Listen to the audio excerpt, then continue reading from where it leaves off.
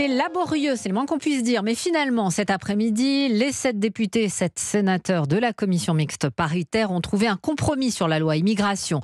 Texte d'ailleurs très largement inspiré de la version du Sénat qui devrait le voter dans quelques minutes. Ce sera au tour de l'Assemblée nationale à 21h30. Alexandre Chauveau, vous êtes à l'Assemblée. On peut dire que c'est avant tout une victoire pour les Républicains.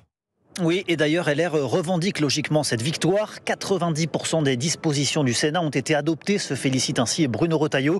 Alors on peut citer entre autres le rétablissement du délit de séjour irrégulier, le durcissement des conditions du regroupement familial ou la déchéance de nationalité pour les binationaux condamnés pour crimes contre des forces de l'ordre.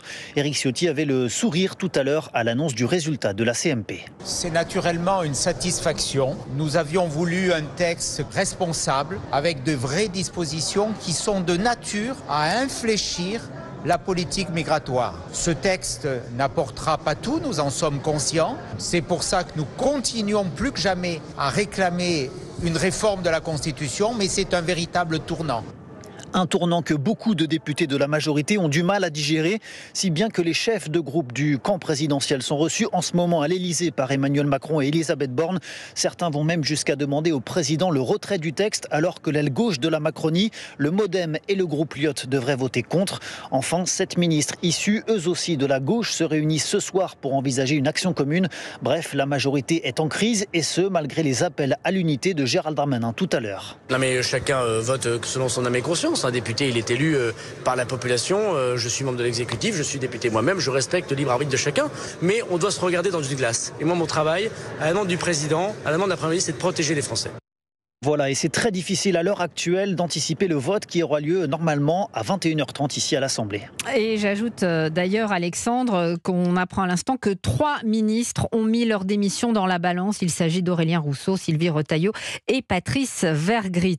Alors, l'une des principales causes de cette tension dans la majorité, c'est le soutien de Marine Le Pen au texte.